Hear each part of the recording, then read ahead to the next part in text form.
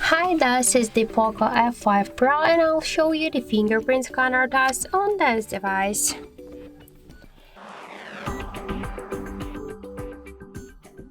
So I just tap my fingerprint on the scanner on the lock screen, and now I'll make a couple of tries to unlock the device with my fingerprint, and we will see how fast this feature is and does it works. So let's start.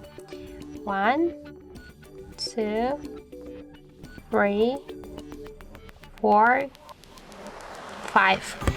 So as we can see, the fingerprint scanner works here fast and correct, and we just successfully unlock the device without any problems in 1 second. This is the good result for the fingerprint unlock method. I just suggest you to hold for a while your finger here on the scanner, just because if you will make it with the simple touch, you have no chance to unlock your device successfully. So that's why just hold it for a while, and after that you unlock your phone.